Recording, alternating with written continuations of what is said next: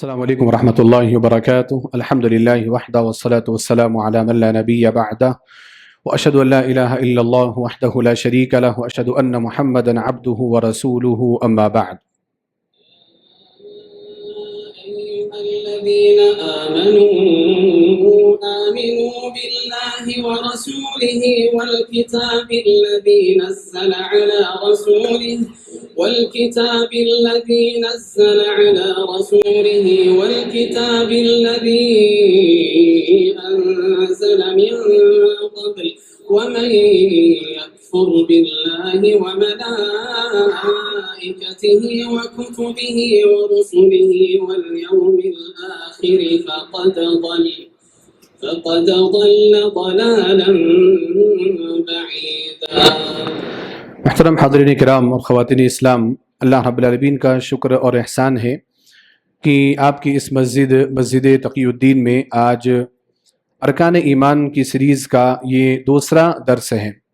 اس سے پہلے پہلا درس آپ کے سامنے پیش کیا جا چکا ہے تقریباً 4 مہینے پہلے، اور وہ تاریخ تھی 21 دسمبر 2025، یعنی پچھلے سال میں 21 دسمبر کو پہلا ایپیسوڈ یعنی پہلا درس آپ کے سامنے پیش کیا جا چکا تھا۔ یہ جو ارکان ایمان جو سیریز ہے ایمان کے ارکان کی، تو وہ تقریباً 7 دروس پر مشتمل ہے، اور اس میں پہلا جو درس ہے وہ ایمان کے تعارف کے تعلق سے ہے، اور اس کے بعد 6 دروس ایمان کے 6 ارکان کے تعلق سے ہیں۔ تو پہلا درس آپ کے سامنے پیش کیا جا چکا ایمان کے تعارف کے سلسلے میں کہ ایمان کس کو کہا جاتا ہے، ایمان کے ارکان کیا ہیں، ایمان کے تعلق سے علماء کرام نے کیا باتیں بیان کی ہیں، ہمارا کیا عقیدہ ہونا چاہیے، یہ ساری باتیں تفصیل کے ساتھ آپ کے سامنے پیش کی جا چکی۔ آج کے اس درس میں انشاءاللہ ایمان کے ارکان میں سے پہلے رکن اللہ پر ایمان، اس تعلق سے آپ کے سامنے گفتگو رکھی جائے گی۔ اور درس کی ابتدا میں میں یہ ذکر کروں کہ انشاءاللہ پچھلے درس کی طرح سے اس درس میں بھی درس کے اختتام پر آپ سے کچھ سوالات کیے جائیں گے۔ پہلے تو آپ کے سوالات ہوں گے جو آپ کو درس میں اشکال اور شبہے والے جو چیزیں ہوں گی وہ آپ پوچھ سکتے ہیں مجھ سے۔ بعد میں انشاءاللہ اس درس میں جو باتیں بیان کی جائیں گی ان میں سے کچھ سوالات بس اس لیے کہ آپ نے غور سے سنا یا نہیں سنا، آپ کو باتیں سمجھ میں آئیں یا نہیں آئیں، بس اس چیز کو پرکھنے کے لیے، جاننے کے لیے کچھ سوالات آپ سے کیے جائیں گے انشاءاللہ، اور مسجد کے ذمہ داران کی جانب سے ان سوالات پر کچھ انعامات بھی انشاءاللہ دیے جائیں گے۔ تو آپ سے گزارش ہے کہ بغور سنیں، اگر آپ نوٹس بنا سکتے ہیں تو نوٹس بنائیں۔ آپ سوال کے جواب دیں یا نہ دیں وہ ایک ضمنی چیز ہے، وہ اتنی اہم نہیں ہے، لیکن اہم یہ ہے کہ جو باتیں یہاں پر آپ کے سامنے پیش کی جا رہی وہ باتیں آپ کے ذہن میں محفوظ ہو جائیں۔ یہ درس اسی لیے پیش کیا جا رہا، اور آپ جو اپنا قیمتی وقت نکال کر کے آپ یہاں پر جو بیٹھے ہوئے وہ اس لیے بیٹھے ہوئے تاکہ آپ کو کچھ حاصل ہو۔ تو حاصل کب ہوگا؟ جب غور سے سنیں گے، سمجھنے کی کوشش کریں گے، محفوظ رکھنے کی کوشش کریں گے۔ تو انشاءاللہ غور سے سنیے، اور اگر کوئی اہم بات لگے تو آپ اپنے لیے آپ نوٹس بھی بنا سکتے ہیں۔ تو آج کا یہ جو درس ہے پہلا رکن اللہ رب العالمین پر ایمان کے حوالے سے، ہمارا جو آج کا درس رہے گا، اس درس میں ہم آج کن موضوعات کے تعلق سے بات کریں گے، پہلے سرسری طور پر میں آپ کے سامنے ذکر کر دیتا ہوں۔ ہمارے اس درس میں آج جن اہم موضوعات پر گفتگو ہوگی ان میں سے پہلی چیز ہے اللہ پر ایمان کا مطلب۔ اللہ رب العالمین پر ایمان، یہ ایمان کے ارکان میں سے پہلا رکن ہے، لیکن اللہ تعالیٰ پر ایمان کہا کس کو جاتا ہے؟ اللہ رب العالمین پر ایمان کا مطلب کیا ہے؟ کن چیزوں پر ایمان رکھنا یہ اللہ رب العالمین پر ایمان رکھنا کہا جائے گا۔ اسی طریقے سے دوسری جو بات ہوگی وہ توحید اور عقیدے میں فرق، کیونکہ اللہ رب العالمین پر ایمان رکھنے کو توحید بھی کہا جاتا ہے، انشاءاللہ درس میں اس کی وضاحت کی جائے گی۔ تو توحید ایک لفظ ہے، اور اسی طریقے سے ایک لفظ عقیدہ ہے۔ تو توحید اور عقیدے میں ڈیفرنس کیا ہے، فرق کیا ہے؟ ہم لوگ عام طور پر دونوں کو ایک چیز سمجھتے ہیں، لیکن اس میں فرق ہے، تو اس فرق کو بھی انشاءاللہ آپ کے سامنے پیش کیا جائے گا۔ اسی طرح سے اس درس میں کلمہ توحید کے شروط کے بارے میں بھی گفتگو کی جائے گی۔ درس میں جیسے جیسے ہم آگے بڑھیں گے یہ بات بھی آپ کے سامنے پیش کی جائے گی کہ توحید کے قسموں میں سے اہم قسم توحید الوہیت ہے، اور توحید الوہیت کو بتانے کے لیے یہ کلمہ لا الہ الا اللہ ہے، اور کلمہ لا الہ الا اللہ کسی بھی شخص کے لیے اس وقت نجات کا ذریعہ اور جہنم سے چھٹکارے کا باعث بن سکتا ہے جب وہ کلمہ لا الہ الا اللہ کو اس کے تمام شروط کے ساتھ پڑھے. صرف زبان سے پڑھ لینا کافی نہیں ہوتا. تو کلمہ لا الہ الا اللہ کی وہ کون سی شروط ہیں جن کے بعد کسی بھی شخص کے لیے یہ کلمہ نجات کا ذریعہ بن سکتا ہے. اسی طریقے سے اس درس میں توحید کی قسموں اور ان کے دلائل کے بارے میں بھی آپ کے سامنے گفتگو پیش کی جائے گی. اسی طریقے سے آخری جو ہماری گفتگو ہوگی وہ اللہ سبحانہ و تعالیٰ کے اسماء و صفات کے تعلق سے ہوگی، اللہ رب العالمین کے 99 ناموں کے تعلق سے ہوگی. تو یہ جو 5 ٹاپکس میں نے آپ کے سامنے ذکر کیے یہ ہمارے آج کے اس درس کے اہم موضوعات ہیں. اللہ رب العالمین کی توفیق سے اور اس کی مدد طلب کرتے ہوئے ہم درس کی شروعات کرتے ہیں. سب سے پہلی چیز یہ کہ ایمان کے ارکان میں سے ہم نے یہ جانا کہ اللہ رب العالمین پر ایمان رکھنا یہ ایمان کا پہلا رکن ہے. لیکن اللہ رب العالمین پر ایمان رکھنے کا معنی کیا ہے؟ کن چیزوں پر ایمان رکھنے کو اللہ تعالیٰ پر ایمان کہا جاتا ہے؟ تو اس کا جواب یہ ہے کہ 4 چیزوں پر ایمان کو اللہ پر ایمان کہا جاتا ہے. آپ 4 باتوں پر ایمان رکھیے، ان 4 باتوں پر ایمان رکھنا یہی اللہ رب العالمین پر ایمان رکھنا کہا جائے. وہ 4 باتیں کیا ہیں؟ نمبر 1 اللہ کی ذات. اللہ رب العالمین موجود ہے، اس کی ذات ہے، اس کے وجود پر ایمان رکھنا. اور جب ہم اللہ رب العالمین کی ذات پر ایمان رکھتے ہیں تو اس کا یہ مطلب نہیں ہے کہ ہم اللہ رب العالمین کو ایک جسم سمجھتے ہیں یا اللہ رب العالمین کو کسی مخلوق کے مشابہ قرار دینے کی کوشش کرتے ہیں. یہ سب الگ چیز ہے. اللہ رب العالمین کی ایک ذات ہے، وہ کیسی ہے اس کا علم ہمیں نہیں، لیکن اس ذات پر ایمان رکھنا ضروری ہے. لوگوں نے یعنی جو ایتھیسٹ ہیں، ملحدین ہیں، انہوں نے اللہ رب العالمین کی ذات ہی کا انکار کر دیا کہ اللہ رب العالمین کا کوئی وجود نہیں ہے، اللہ نام کی کوئی چیز موجود نہیں. تو اس چیز کا انکار اس نے ان کو ایمان سے خارج کر دیا، دائرہ اسلام سے خارج کر دیا. ہم لوگ مسلمان ہیں، مومن ہیں، تو کیوں ہے؟ کیونکہ ہم اللہ رب العالمین کی ذات پر ایمان رکھتے ہیں. تو اللہ تعالیٰ کی ذات پر ایمان رکھنا یہ پہلی چیز ہے اللہ رب العالمین پر ایمان رکھنے. دوسرا یہ کہ اللہ سبحانہ و تعالیٰ ہی رب ہے، اللہ رب العالمین ہی رب ہے. اللہ تعالیٰ پر ایمان رکھنا چاہتے ہیں آپ تو اللہ تعالیٰ کو رب ماننا ضروری ہے. رب کا معنی کیا ہوتا ہے؟ پرورش کرنے والا، پیدا کرنے والا، مارنے والا، زندہ کرنے والا، رزق عطا کرنے والا.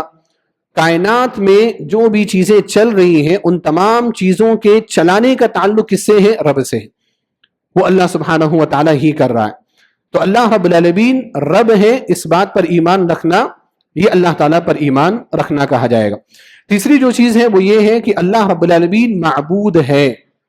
معبود یعنی قابل عبادت. عبادت اگر کسی کی جائے گی تو وہ صرف اللہ تعالیٰ کی، اللہ تعالیٰ کے علاوہ کسی اور کی عبادت نہیں کی جائے گی. اور عبادت کی تفصیل کیا ہے انشاءاللہ وہ میں آپ کے سامنے پیش کروں گا. جیسے ہم نے ابھی نماز پڑھی، مغرب کی نماز، وہ کس کے لیے ہم نے پڑھی؟ انشاءاللہ اللہ رب العالمین کے لیے ہم نے پڑھی، کیونکہ یہ عبادت ہے، نماز عبادت ہے. تو اس عبادت کو اللہ تعالیٰ ہی کے لیے انجام دینا. اگر کوئی شخص اللہ رب العالمین کے علاوہ کسی اور کی عبادت کرتا ہے تو وہ مومن نہیں شمار کیا جائے. چوتھی جو چیز ہے وہ ہے کہ اللہ کے اسماء و صفات پر ایمان رکھنا.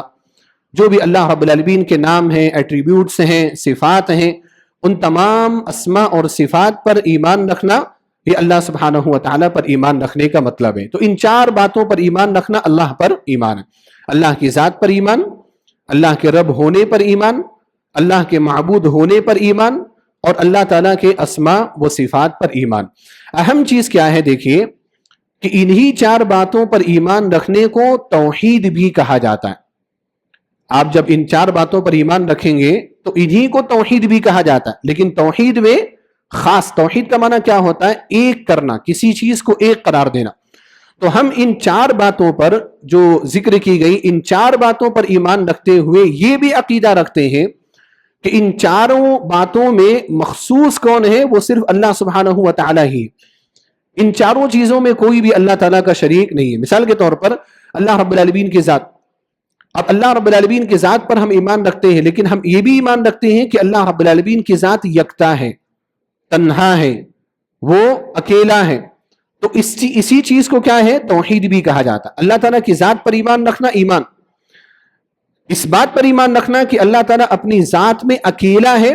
جیسا کہ ابھی آپ امام صاحب کی تلاوت میں آپ نے سنا مغرب کی دوسری رکعت میں قل هو اللہ احد، اے نبی صلی اللہ علیہ وسلم آپ کہہ دیجئے کہ وہ اللہ ایک ہے.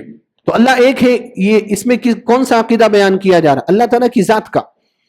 اللہ رب العالمین کو اس کی ذات میں اکیلا ماننا، یہ کیا ہے؟ توحید ہے.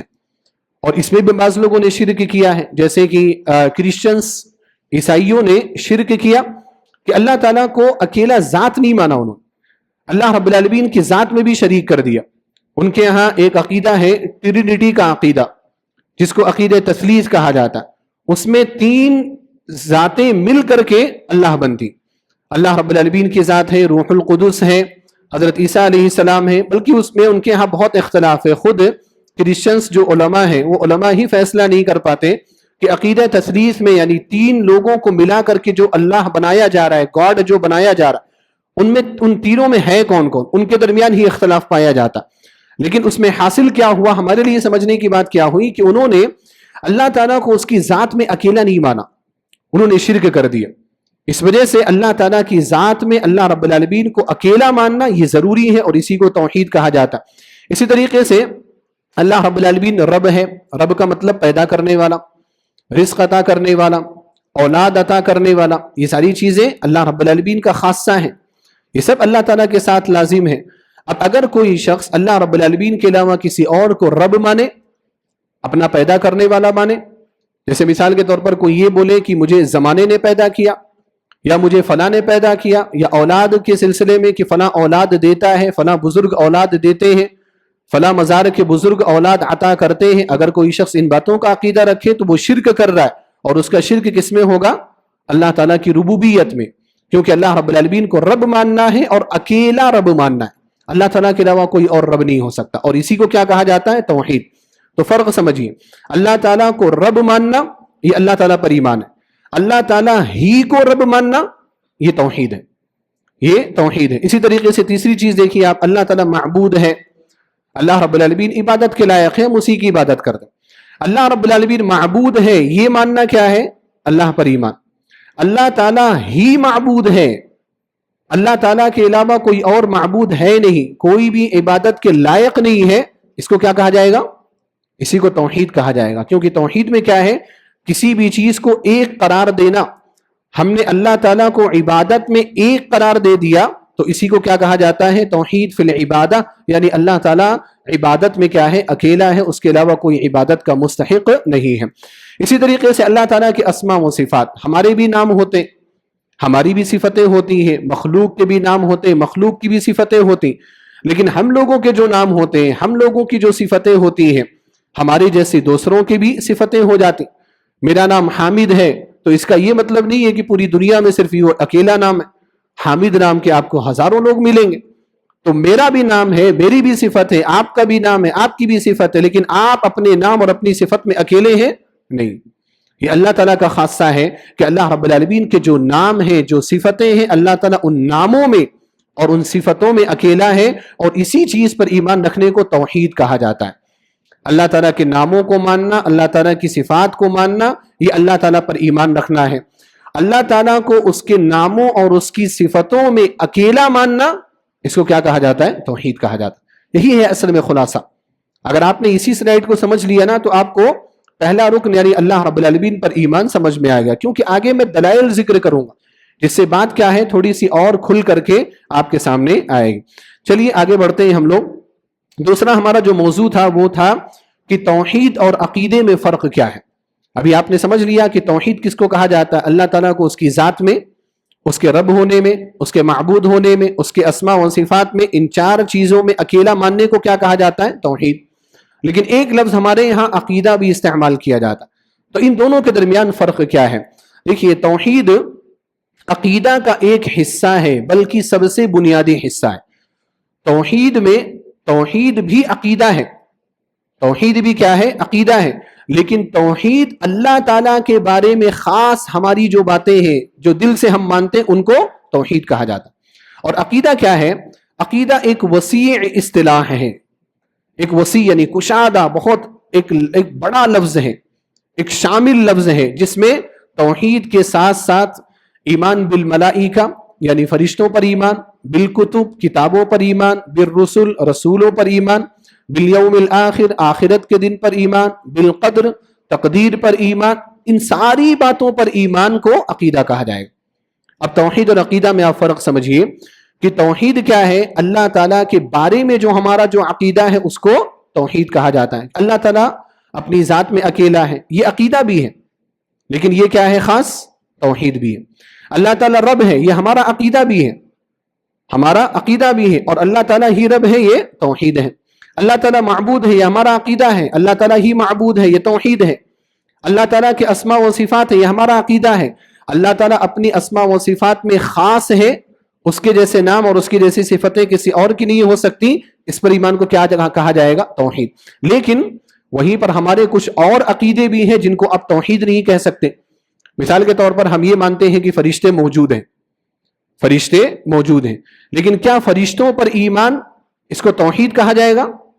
اس کو توحید نہیں کہا جائے گا، کیونکہ آپ ڈھیر سارے فرشتوں پر ایمان رکھ رہے ہیں، کسی ایک فرشتے کو نہیں مان رہے، آپ ڈھیر سارے فرشتوں کو آپ مان رہے۔ اسی طریقے سے کتابوں پر ایمان، بہت ساری کتابیں آئیں، رسولوں پر ایمان، بہت سارے رسول اس دنیا میں تشریف لائے، تقدیر پر ایمان، آخرت پر ایمان، رسول اللہ صلی اللہ علیہ وسلم کے خاتم النبیین ہونے پر ایمان، آپ صلی اللہ علیہ وسلم کے اللہ تعالیٰ کا بندہ اور اس کے رسول ہونے پر ایمان۔ ان ساری باتوں کو کیا توحید کہا جائے گا یا عقیدہ کہا جائے گا؟ بولیے آپ لوگ، عقیدہ کہا جائے گا، یہ توحید نہیں۔ تو توحید اور عقیدے میں بہت فرق ہے کہ توحید اللہ تعالیٰ کے بارے میں خاص ہم جو عقیدہ رکھتے ہیں اس کو کیا کہا جائے گا؟ توحید۔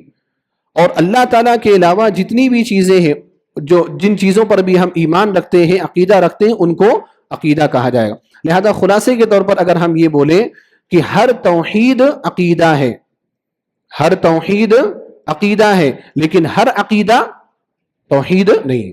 اگر آپ کو یہ بات سمجھ میں آ گئی تو فرق انشاءاللہ آپ کو سمجھ میں آ جائے گا۔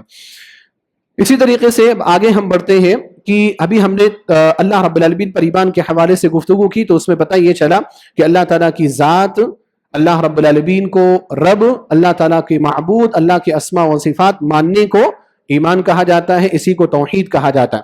تو توحید کی قسمیں میں آپ کے سامنے اسی مناسبت سے ذکر کر دوں تاکہ یہ بات بھی واضح ہو جائے۔ توحید کی 3 قسمیں عمومی طور پر بیان کی جاتی، علماء توحید کی 3 قسمیں بیان کرتے۔ پہلی قسم ہے توحید الربوبیہ۔ توحید الربوبیہ، یہ ربوبیت لفظ سمجھنے کی کوشش کریے۔ ربوبیت یہ رب سے نکلا ہوا، ربوبیت یہ رب سے بنا ہوا ہے۔ جب توحید الربوبیہ کہا جائے تو معنی اس کا یہ ہوگا کہ اللہ تعالیٰ کے رب ہونے میں اللہ تعالیٰ کو اکیلا ماننا، اسی کو توحید الربوبیہ کہا جاتا۔ نمبر 2 توحید الالوہیہ۔ الوہیہ جو ہے یہ الہ سے نکلا ہوا، اور الہ کا معنی ہوتا ہے معبود، جس کی عبادت کی جائے، جس کی ورشپ کی جائے، اس کو الہ کہا جاتا۔ تو جب توحید الالوہیہ کہا جائے تو اس کا معنی کیا ہوگا کہ اللہ سبحانہ و تعالیٰ کو اکیلا معبود ماننا۔ تیسری جو قسم ہے توحید کی وہ ہے توحید اسماء و صفات۔ اللہ تعالیٰ کے ناموں اور اللہ تعالیٰ کی صفتوں میں اللہ سبحانہ و تعالیٰ کو اکیلا ماننا، یہ توحید کی 3 قسمیں ہیں۔ اس میں ایک اور قسم کا بھی اضافہ کیا جا سکتا ہے، اور وہ کون سی قسم ہے؟ پہلی والی قسم کہ توحید ذاتی، یعنی اللہ رب العالمین کو اس کی ذات میں اکیلا مان، اس کا بھی اضافہ کیا جا سکتا ہے، لیکن عام طور پر علماء اس کا اضافہ نہیں کرتے۔ اس کی وجہ کیا ہے؟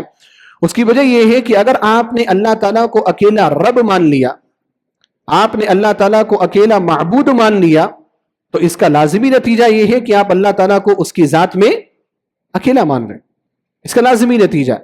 لیکن میں نے سمجھانے کے لیے شروع میں آپ کے سامنے وہ 4 چیزیں ذکر کی کہ اللہ تعالیٰ کو اس کی ذات میں بھی اکیلا ماننا ضروری ہے، سمجھانے کے لیے۔ لیکن اس میں کیا ہے؟ ربوبیت میں اور الوہیت میں اللہ تعالیٰ کی ذات کے اکیلے ہونے پر ایمان شامل ہو جاتا ہے، اس لیے اس کو الگ سے علماء کرام بیان نہیں کرتے۔ توحید کی یہی 3 قسمیں ہیں جن قسموں کو کتاب و سنت کے اندر بیان کیا گیا ہے، اور آگے کے سلائیڈز میں میں انشاءاللہ انہی توحید کے اقسام کی توضیح اور تشریح پیش کر رہا ہوں، قرآن کریم کے دلائل کی روشنی میں، احادیث کے دلائل کی روشنی میں۔ سب سے پہلی چیز دیکھیے آپ، توحید الربوبیہ، یہ توحید کی قسموں میں سے پہلی قسم ہے۔ اور توحید الربوبیہ کا معنی آپ نے سمجھا کہ اللہ رب العالمین کو اس کے رب ہونے میں اکیلا مان۔ یہاں پر ایک سوال یہ ہے، بڑا سوال، کہ جب ہم یہ کہتے ہیں کہ اللہ تعالیٰ کو اس کے رب ہونے میں اکیلا مانا، تو اللہ تعالیٰ کو اس کے رب ہونے میں اکیلا ماننے کا مطلب کیا ہے؟ اللہ تعالیٰ کو اس کا رب، اللہ تعالیٰ کو رب ہونے میں اکیلا ماننے کا مطلب کیا؟ یہ بھی بہت اہم چیز ہے، کیونکہ میں نے بطور مثال چند چیزیں ذکر کی ہیں کہ جیسے اللہ تعالیٰ پیدا کرنے والا ہے، اللہ تعالیٰ روزی دینے والا، یہ ساری چیزیں میں نے بطور مثال ذکر کی، لیکن علماء نے اس کو بھی سمجھایا ہے کہ رب ہونا یہ کس چیز کو کہا جاتا ہے۔ کسی کو اگر ہم رب بولیں گے تو اس کے اندر کن صفتوں کا ہونا ضروری ہے، تو اس کو غور سے دیکھیے آپ کہ توحید الربوبیہ کا مطلب ہے یہ یقین رکھنا کہ اللہ تعالیٰ ہی سب چیزوں کا واحد یعنی تنہا، خالق یعنی پیدا کرنے والا، مالک یعنی حکمراں، اور مدبر یعنی نظام چلانے والا ہے۔ خلاصہ کیا نکلا کہ تین چیزوں پر ایمان رکھنے کو اللہ تعالیٰ کے رب ہونے پر ایمان رکھنا کہا جاتا ہے۔ یعنی اللہ تعالیٰ کو آپ رب مانتے ہیں تو اس کا مطلب کیا ہوتا ہے؟ پہلی چیز کیا کہ اللہ تعالیٰ خالق ہے۔ اللہ رب العالمین کو آپ رب مانتے ہیں تو اس کا مطلب کیا ہے کہ اللہ تعالیٰ خالق ہے۔ خالق یعنی پیدا کرنے والا، جتنی بھی چیزیں اس دنیا کے اندر ہیں تمام چیزوں کا خالق، تمام چیزوں کا پیدا کرنے والا کون ہے؟ اللہ سبحانہ و تعالیٰ۔ دوسری چیز کیا ہے اس میں؟ مالک، یعنی اللہ تعالیٰ ہی پوری کائنات کا مالک ہے، مختار ہے، ملکیت، اختیار۔ ہم لوگ جو مالک ہوتے ہیں، جیسے ہم انسان، ہم مخلوقات، آپ زمین کے مالک ہیں، آپ اپنے گھر کے مالک ہیں، آپ اپنی گاڑی کے مالک ہیں، تو آپ بھی مالک ہیں، لیکن کیا آپ کا مالک ہونا اور اللہ تعالیٰ کا مالک ہونا برابر ہے؟ ایسا نہیں ہے۔ ہم لوگوں کی جو ملکیت ہے، ہم لوگ جو کسی چیز کے مالک ہیں نا، تو ہماری ملکیت حقیقی نہیں ہے، مجازی ہے، کیونکہ ہم مالک ہیں ایک وقت کے لیے، لیکن جب وہ وقت ختم ہو جائے گا تو وہ ملکیت ٹرانسفر ہو جاتی۔ اور اس طریقے سے اگر دیکھا جائے تو انسان حقیقی طور پر کسی چیز کا مالک ہی نہیں۔ مثال کے طور پر میرے پاس یہ موبائل ہے، میں اس کا بھی مالک ہوں، لیکن میں مر گیا تو کیا مرنے کے بعد میں اس موبائل کا مالک ہوں؟ نہیں ہوں۔ جو بھی ہمارے ورثہ رہیں گے جن کے درمیان ترکہ تقسیم ہوگا، اس میں موبائل بھی تقسیم کر دیا جائے گا اور وہ اس کے مالک ہو جائیں۔ پھر ان کی جب وفات ہو گئی تو پھر وہ اس کے مالک نہیں رہے، ابھی مالک ہیں، پھر وہ اس کے مالک نہیں رہے۔ تو ایسے ایسے کرتے کرتے آپ حقیقت میں اگر دیکھیں گے تو انسان کسی چیز کا مالک ہی نہیں، بس اس کو استعمال کے لیے کچھ چیزیں دی جاتی۔ جب تک اس کی زندگی ہے اس کو استعمال کے لیے اللہ رب العالمین کچھ چیزیں عطا کرتا ہے، آپ کو مالک بنا دیا جاتا ہے، پیسوں کا، گھر کا، مجازی طور پر آپ کو ملکیت دے دی جاتی ہے، لیکن حقیقی طور پر مالک کون ہے؟ اللہ رب العالمین۔ حقیقی ملکیت اللہ تعالیٰ کی۔ اسی وجہ سے آپ نے سنا ہوگا، دیکھیں قیامت کے دن اللہ تعالیٰ سارے لوگوں کو، جب سارے جبار، متکبر، گھمنڈی اور ہر قسم کے لوگ موجود ہوں گے، تو اللہ تعالیٰ اس وقت کہے گا کہ آج کے دن مالک کون ہے؟ آج کے دن مالک کون ہے؟ تو اللہ سبحانہ و تعالیٰ ہی اس وقت جواب دے گا کہ آج کے دن بادشاہت اور ملکیت صرف اور صرف اللہ تعالیٰ کی ہے، کوئی کسی چیز کا مالک نہیں۔ یہ حقیقت میں اللہ رب العالمین کے رب ہونے کی پہچان ہے۔ تو اللہ تعالیٰ کو خالق ماننا اور اللہ تعالیٰ کو مالک ماننا، یہ رب ہونے میں داخل ہے۔ اور تیسری چیز کیا ہے؟ مدبر۔ مدبر کیا مطلب؟ دبر یدبر تدبیرا، تدبیر بھی بولا جاتا ہے، مدبر اس میں فاعل ہے۔ مدبر یعنی تدبیر کرنے والا، نظام چلانے والا۔ اللہ سبحانہ و تعالیٰ پوری کائنات کا نظام چلا رہا ہے، پورے یونیورس کا، صرف ہماری زمین کا نہیں، پورے یونیورس کا اللہ تعالیٰ نظام چلانے والا ہے، اور یہ اللہ تعالیٰ کی صفت ہے، اور وہ صفت مدبر کے ذریعے سے پہچانی جاتی۔ پوری کائنات کے نظام کو دیکھیے آپ، سورج ہیں، چاند ہیں، گیلیکسیز ہیں، ستاروں کا ایک جھرمٹ ہے، ذخیرے ہیں، ایسی ایسی دنیا ہے جو اب سائنس کی ترقی کی وجہ سے ہمارے علم میں آ رہی، ہمارے مشاہدے میں آ رہی، اور ابھی بہت ساری ایسی باتیں ہیں جو ہم تک نہیں پہنچی، جس تک سائنسداں بھی نہیں پہنچ سکے اور پہنچ بھی نہیں سکتے۔ ان تمام چیزوں کا چلانے والا ایک باریک نظام کے ساتھ یہ کون ہے؟ اللہ سبحانہ و تعالیٰ ہے، اور یہ اس کا رب ہونا ہے۔ تو تین چیزوں پر ایمان رکھنا، اللہ تعالیٰ کے رب ہونے پر ایمان رکھنے کو کہا جاتا ہے۔ اللہ تعالیٰ خالق ہے، اللہ تعالیٰ مالک ہے، اور اللہ تعالیٰ مدبر ہے، کائنات کے نظام کو چلانے والا ہے۔ ان تینوں چیزوں پر ایمان رکھنے کو توحید ربوبیت کہا جاتا ہے۔ توحید ربوبیت کے دلائل کیا ہیں؟ قرآن کریم میں توحید ربوبیت کے دلائل بھرے پڑے۔ کہاں سے آپ آیت نکالیں گے، کون سی آپ آیت پڑھیں گے، ہر آیت تقریباً اللہ سبحانہ و تعالیٰ کے رب ہونے کے دلیل، ہر آیت کسی نہ کسی اعتبار سے۔ لیکن اس میں سے میں نے ایک جگہ سے آیت کا انتخاب کیا جس میں وضاحت کے ساتھ اللہ سبحانہ و تعالیٰ کی ربوبیت کو بیان کیا گیا ہے، اور وہ آیتیں ہیں سورہ لقمان کی آیت نمبر 10 ہے اور 11 ہے۔ اللہ سبحانہ و تعالیٰ نے فرمایا خلق السماوات بغير عمد ترونها وألقى في الأرض رواسي أن تميد بكم وبث فيها من كل دابة وأنزلنا من السماء ماء فأنبتنا فيها من كل زوج كريم هذا خلق الله فأروني ماذا خلق الذين من دونه بل الظالمون في ضلال اللہ تعالیٰ نے فرمایا کہ اللہ سبحانہ و تعالیٰ کی ذات ہی وہ ذات ہے جس نے آسمانوں کو بغیر ستون کے پیدا کیا۔ کوئی پلر، کوئی کھمبا، کوئی ستون آپ کو نظر نہیں آتا، آسمان اپنی شان و شوکت کے ساتھ کھڑا ہے۔ اس کا خالق کون ہے؟ اللہ تعالیٰ۔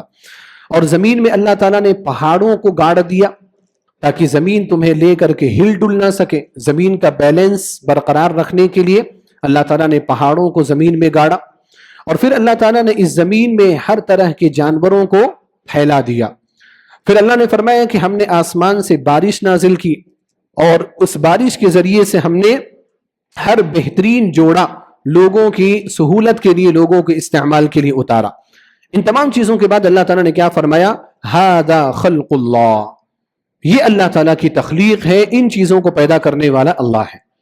فَأَرُونِي مَاذَا خَلَقَ الَّذِينَ مِن دُونِهِ، تو دکھاؤ مجھے ان مخلوقات کو جن مخلوقات کو اللہ تعالیٰ کے علاوہ دیگر معبودوں نے پیدا کیا۔ تم جن کی عبادت کرتے ہو، جن کو اللہ تعالیٰ کا شریک سمجھتے ہو، بتاؤ کس نے کیا پیدا کیا ہے؟ کسی نے ایک چیونٹی کی بھی پیدائش نہیں کی، کوئی ایک چیونٹی کو، ایک مکھی کو بھی کوئی پیدا نہیں کرنے والا۔ اللہ سبحانہ و تعالیٰ نے ان ساری چیزوں کو پیدا کیا۔ پھر اللہ تعالیٰ نے فرمایا کہ جو ظالم ہیں یعنی شرک کرنے والے ہیں، وہ دور کی گمراہی میں، کھلی ہوئی گمراہی میں پڑے ہوئے ہیں، ان کو اللہ تعالیٰ کی ربوبیت کی بات سمجھ میں نہیں آتی۔ تو یہ آیت دیکھیے واضح طور پر دلیل ہے کہ تمام چیزوں کا خالق، پیدا کرنے والا کون ہے؟ اللہ سبحانہ و تعالیٰ ہی ہے، اور اس پر ایمان رکھنا ہمارے لیے ضروری ہے۔ یہاں پر ایک اہم بات یہ ہے کہ دیکھیے صرف توحید الربوبیہ کا اقرار کافی نہیں۔ توحید الربوبیہ یعنی اللہ تعالیٰ کو رب اگر ہم نے مان لیا تو صرف اللہ تعالیٰ کو رب مان لینا یہ آپ کے مومن ہونے کے لیے کافی نہیں، بلکہ اللہ تعالیٰ کو رب ماننے کے ساتھ ساتھ آگے کی دو قسموں کو ماننا بھی ضروری ہے۔ اللہ تعالیٰ کو معبود ماننا بھی ضروری ہے، اور اللہ تعالیٰ کو اس کے اسماء و صفات میں اکیلا ماننا بھی ضروری ہے۔ کچھ لوگوں کو اشکال ہے، شبہ ہے، یعنی اپنے ہی میں سے ہی جن لوگوں کو شیطان نے گمراہ کر دیا، وہ یہ سمجھتے ہیں کہ توحید اللہ تعالیٰ کی ربوبیت کا نام ہے۔ آج بھی اپنے امت مسلمہ میں، مسلمانوں میں جو لوگ شرک کرنے والے ہیں، وہ لوگ شرک کیوں کرتے ہیں؟ اصل میں وجہ کیا ہے کہ کیا ان لوگوں کو توحید نہیں معلوم؟ ان لوگوں کو توحید معلوم ہے، ان کو بھی توحید معلوم ہے، ان کے یہاں بھی توحید پر بات ہوتی ہے، لیکن جب ان کے یہاں توحید پر بات ہوتی ہے نا تو صرف اور صرف توحید الربوبیہ پر بات ہوتی، اس کے بعد کی توحیدوں پر بات نہیں ہوتی۔ اس وجہ سے وہ لوگ مشرک کے مشرک رہ جاتے ہیں۔ تو ہمیں اس بات کو اپنے ذہن میں بٹھانا پڑے گا کہ صرف توحید الربوبیہ کا اقرار انسان کی نجات کے لیے کافی نہیں ہے۔ اس کی دلیل قرآن کریم میں موجود ہے، اور اس کی دلیل کے طور پر یہ ہے کہ دیکھیے مکہ کے جو مشرکین تھے، جن کی طرف ہمارے نبی جناب محمد رسول اللہ صلی اللہ علیہ وسلم کو نبی اور رسول بنا کر کے بھیجا گیا، تو یہ مکہ کے مشرکین بھی اللہ تعالیٰ کو رب مانتے تھے، اور اللہ تعالیٰ کو اکیلا رب مانتے تھے۔ اللہ تعالیٰ کی ربوبیت میں کسی بھی قسم کا کوئی شرک نہیں کرتے تھے، لیکن اس کے باوجود اللہ تعالیٰ نے ان کو مشرک قرار دیا، اللہ تعالیٰ نے ان کو کافر قرار دیا۔ نبی جناب محمد رسول اللہ صلی اللہ علیہ وسلم کو حکم دیا گیا کہ ان سے جہاد کریں، آپ ان سے قتال کریں۔ نبی صلی اللہ علیہ وسلم نے ان سے لڑائی کی، جنگ بدر، جنگ احد، جنگ خندق، اور بھی نامعلوم کئی سریات اور کئی جنگیں مشرکین مکہ کے ساتھ ہوئیں۔ وجہ کیا تھی؟ کیا وہ اللہ تعالیٰ کو رب نہیں مانتے تھے؟ اللہ تعالیٰ کو رب مانتے تھے وہ لوگ، لیکن صرف رب مانتے تھے، اللہ تعالیٰ کو معبود نہیں مانتے تھے، اللہ تعالیٰ کے اسماء و صفات میں سے بعض چیزوں کا انکار کرتے تھے، اس وجہ سے اللہ تعالیٰ نے ان کو مشرک قرار دیا۔ تو صرف توحید الربوبیہ پر ایمان کافی نہیں. دلیل کیا ہے؟ یہ آیات آپ سنیں اور ان آیات کا آپ ترجمہ سنیں تو آپ کو سمجھ میں آ جائے گا کہ توحید الربوبیہ ماننا صرف کافی نہیں ہے، اس کے ساتھ توحید الوہیہ بھی ماننا ضروری ہے.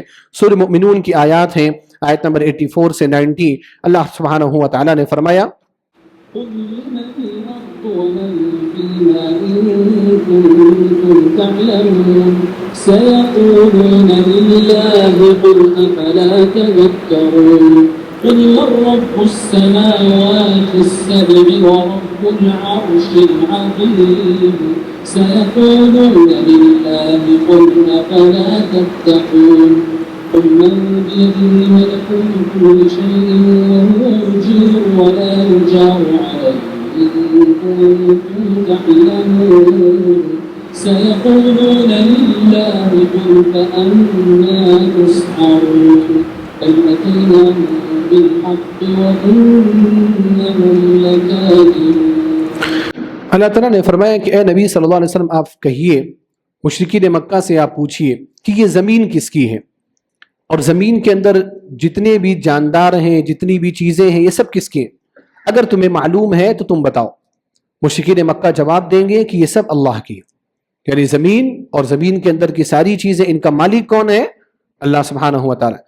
اے نبی صلی اللہ علیہ وسلم آپ کہہ دیجئے اس کے باوجود تم کیوں نصیحت حاصل نہیں کرتے؟ یعنی جب تم مانتے ہو کہ اللہ تعالیٰ اکیلا ان تمام چیزوں کا مالک ہے، پھر اللہ تعالیٰ کو تم اکیلا معبود کیوں نہیں مانتے؟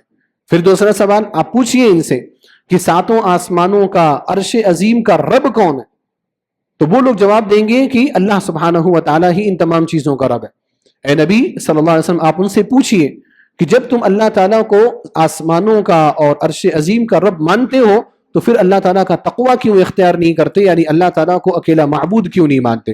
پھر آپ پوچھئے کہ کون ہے وہ جس کے ہاتھ میں ہر چیز کی بادشاہت ہے؟ کون ہے وہ جو لوگوں کو پناہ دیتا ہے؟ کوئی اس کے خلاف پناہ نہیں دے سکتا. اگر تمہیں علم ہے تو بتاؤ کون ہے وہ؟ جواب کیا دیں گے کہ اللہ ہے. اے نبی صلی اللہ علیہ وسلم آپ ان سے پوچھئے کہ اتنی باتیں جاننے کے باوجود پھر تم کیوں پھرائے جا رہے ہو؟ تم کیوں گمراہ کیے جا رہے ہو؟ تم کیوں گمراہی کی طرف جا رہے ہو؟ اللہ رب العالمین نے فرمایا کہ بلکہ بات یہ ہے کہ ہم ان کے پاس حق لے کر کے آ چکے لیکن اس کے باوجود وہ لوگ جھٹلا رہے ہیں. اب یہاں پر آپ دیکھیے کہ کون سی بات ہے حق اور کس کو وہ لوگ جھٹلا رہے ہیں. مشرکین مکہ کی جانب سے جھٹلانا کس چیز کو پایا گیا؟ اللہ سبحانہ و تعالیٰ کے معبود ہونے کو، اکیلا معبود ہونے کو جھٹلانا پایا گیا.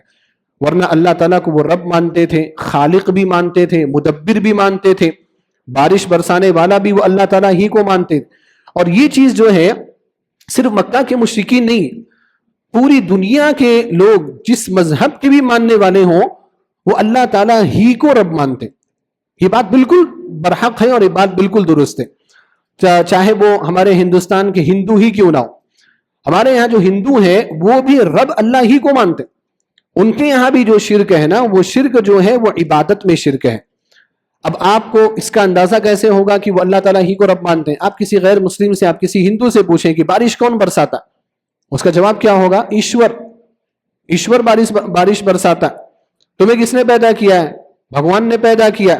یہ ایشور اور یہ بھگوان، یہ جو الفاظ ہیں نا، یہ الفاظ ان کے اپنے الفاظ ہیں لیکن حقیقت میں یہ اللہ تعالیٰ ہی کی طرف اشارہ. الفاظ الگ ہیں لیکن ذات ایک ہی ہے جس کی طرف اشارہ کیا جا رہا. اسی کے لیے گاڈ کا لفظ استعمال کیا جاتا ہے، اسی کے لیے خدا کا لفظ استعمال کیا جاتا. ہر مذہب، ہر علاقے کے لوگوں نے اپنے لیے اپنے الگ الگ الفاظ کا انتخاب کیا لیکن ان تمام چیزوں میں ان کا ایمان ایک ہی ذات پر ہے. کوئی یہ نہیں کرتا کہ بھگوان رام نے ایسا کیا، بھگوان کرشن نے ایسا کیا. کوئی بھی یہ نہیں بولتا کہ بارش برسانے والے یہ ہیں، یہ رزق دینے والے یہ ہیں. کوئی بھی ایسا عقیدہ نہیں رکھتا. یہ سب اللہ سبحانہ و تعالیٰ پر ایمان رکھنے والے. لیکن جب عبادت کی بات آتی ہے تو انہوں نے کیا کیا؟ عبادت میں اللہ رب العالمین کو چھوڑ کر کے دوسروں کی عبادت کرنا شروع کر دی، دوسروں کو اپنا بھگوان مان لی. اچھا، جب عبادت میں جب شرک ہوا نا تو پھر رفتہ رفتہ ان لوگوں کا شرک اتنا گہرا ہو گیا کہ پھر ان میں سے بعض لوگ اللہ تعالیٰ کے رب ہونے میں بھی شریک کرنے لگے. بعض اپنے بھگوانوں کے بارے میں عقیدہ انہوں نے رکھ لیا کہ یہ دولت دینے والے ہیں اور یہ اولاد دینے والے ہیں. یہ شرک کب پیدا ہوا؟ شرک میں بہت زیادہ اتر جانے کی بنا پر پیدا ہوا، شرک میں بہت زیادہ گھس جانے کی بنا پر پیدا ہوا. ورنہ حقیقت میں ربوبیت کا عقیدہ دنیا کے تمام مشرکین کے پاس پایا جاتا. تو اس سے یہ پتا چلا کہ دیکھیے اگر انسان کو نجات چاہیے تو صرف اللہ رب العالمین کو اکیلا رب مان لینا اس کے لیے کافی نہیں ہے، بلکہ اللہ تعالیٰ کو رب ماننے کے ساتھ ساتھ اللہ تعالیٰ کو معبود ماننا ضروری ہے. اور وہ کیا ہے؟ دوسری قسم ہے جس کے بارے میں نے ذکر کیا، اسی کو کیا کہا جاتا ہے؟ توحید الالوہیہ. اللہ سبحانہ و تعالیٰ کے الہ ہونے پر ایمان رکھنا کہ اللہ تعالیٰ اکیلا معبود ہے. توحید الالوہیہ کا مطلب کیا؟ کہ صرف اللہ تعالیٰ کو عبادت. اب عبادت کی مثالیں دیکھیے، جیسے دعا بھی کیا ہے؟ عبادت. نماز عبادت، سجدہ عبادت، نذر یعنی منت ماننا عبادت، قربانی عبادت. اور تمام عبادت میں اکیلا معبود مان لینا، اسی کو کیا کہا جاتا ہے؟ توحید الالوہیہ. یعنی تمام قسم کی عبادتیں صرف اور صرف اللہ تعالیٰ کے لیے انجام دی جائے، انہی کو کیا کہا جائے گا؟ توحید الالوہیہ کہا جائے گا. یعنی عبادت کے کسی بھی عمل میں اللہ کے ساتھ کسی اور کو شریک نہ کرنا. اگر کوئی شخص شرک کرتا ہے تو وہ پھر الوہیت میں اللہ سبحانہ و تعالیٰ کا شرک، اللہ سبحانہ و تعالیٰ کا شریک بنا رہا ہے. توحید الالوہیہ کی دلیل کیا ہے؟ قرآن کریم میں توحید الالوہیہ کی بھی بہت ساری دلیلیں ہیں. آپ شروع میں پڑھیں، مثال کے طور پر سورہ بقرہ میں آپ جب ابتدا کرتے ہیں تو قرآن کریم جو جس ترتیب کے ساتھ ہمارے پاس موجود ہے، اس ترتیب میں پہلا جو حکم ہے وہ توحید الوہیہ کا حکم ہے. اللہ سبحانہ و تعالیٰ نے فرمایا، سورہ بقرہ آیت نمبر 21 ہے. تھوڑا آواز بڑھائیں گے کیا؟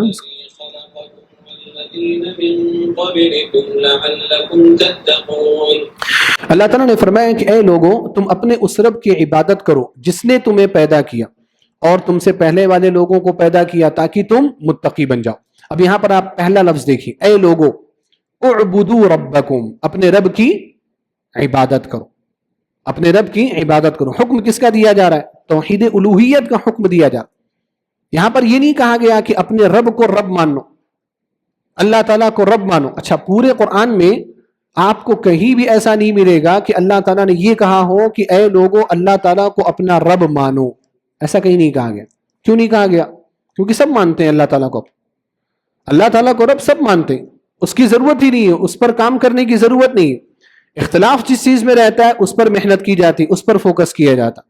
اختلاف توحید الوہیت میں ہوا، اللہ تعالیٰ کو معبود ماننے میں ہوا. اس لیے اللہ تعالیٰ نے پہلا حکم کیا ہے قرآن کریم کی ترتیب کا؟ پہلا حکم یا ایھا الناس اعبدوا، اے لوگوں عبادت کرو. کس کی؟ ربکم، اپنے رب کی.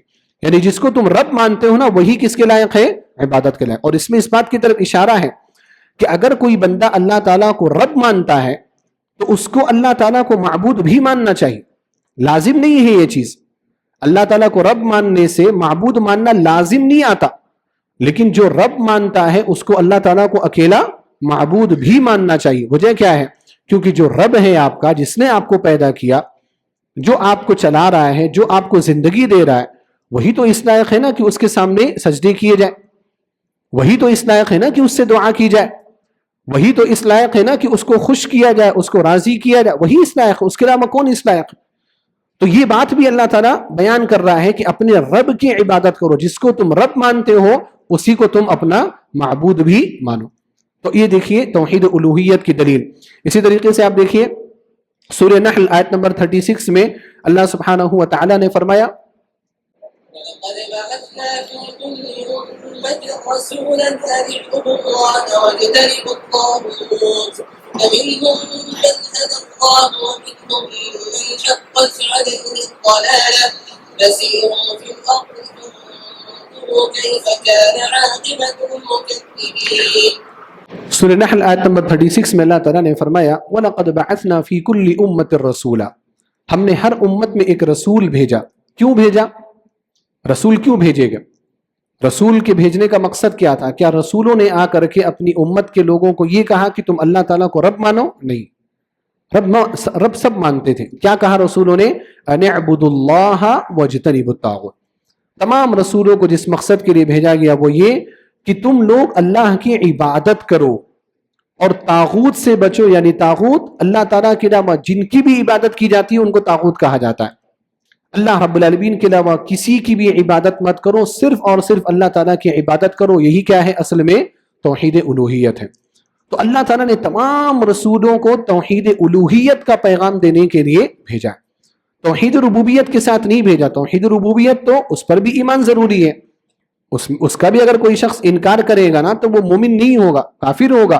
لیکن توحید ربوبیت مانتے ہیں لوگ۔ آج کے دور میں جو ایتھسٹ ہیں، ملحدین، ان کے علاوہ جتنے بھی مذاہب کے لوگ ہیں، تمام مذاہب کے لوگ اللہ تعالیٰ کو رب مانتے ہیں، لیکن وہ لوگ اللہ تعالیٰ کو معبود نہیں مانتے۔